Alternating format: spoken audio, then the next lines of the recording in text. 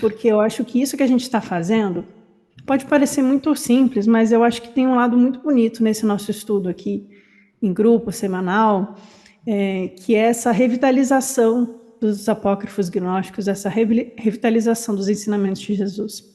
A gente está vivendo numa época que muitas coisas se dizem gnósticas ou usam o palavreado do gnosticismo, mas aí vão usar isso para falar de política, vão associar com luciferianismo, com marxismo, com nazifascismo, com o Putin lá na Rússia, ou com psicografias que implantou chips na cabeça e a nave gnóstica vem nos resgatar.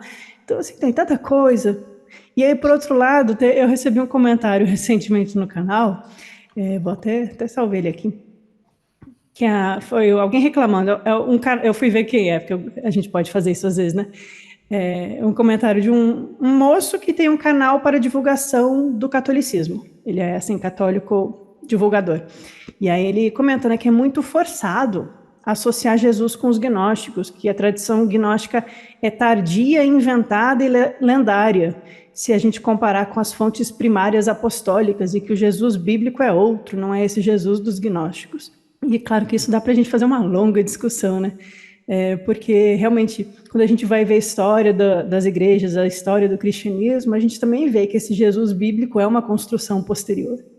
Que os próprios evangelhos, eles foram... O próprio evangelho de João, que eu gosto muito, né, ele é atribuído ao ano 120. Ele não é nem do século I, ele já é do século II, assim como muitos textos gnósticos, né? Os próprios sinóticos têm toda uma construção em torno deles, já são do ano 70, 80, 90, e aí eles vão sendo editados. Até isso virar oficialmente um cânone é outra história. E a gente, quando estuda, a gente vê, olha, tinham muitos grupos que se consideravam cristãos. Então, a gente criar essa dicotomia entre o Jesus bíblico versus o Jesus inventado dos gnósticos é uma dicotomia falsa, porque haviam grupos cristãos que usavam as ideias do Cristo e se consideravam cristãos. Né? Eu falo isso aqui frequentemente, né? Mas os valentinianos, eles não eram valentinianos. Se você encontrasse um deles na rua e perguntasse assim, o que você segue, ele ia dizer, eu sigo Cristo, e meu mestre é Jesus. Ele não ia dizer, eu sou o valentiniano, eu sou o basilidiano. Isso é uma forma é uma forma tardia dos padres da igreja para atacar esses grupos, para reduzir eles, né? Então, essa visão de que os gnósticos inventaram um Cristo depois é falsa. Simplesmente porque a gente sabe que os apócrifos gnósticos, eles são tão contemporâneos quanto os sinóticos, ou até anteriores, porque não é porque uma coisa é publicada depois que ela não existia antes. Às vezes ela existia de forma privada, numa biblioteca particular.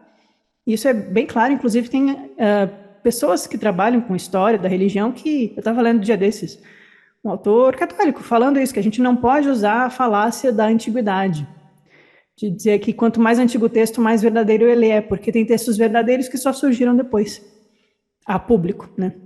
Então a gente também tem que ter cuidado com isso. Então, por que toda essa conversa, né?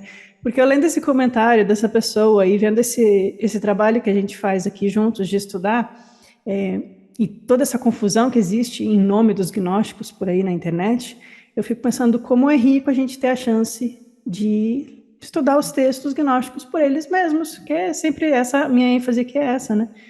A gente poder chegar às nossas conclusões. A minha interpretação é a minha, vocês podem discordar, mas o texto está ali.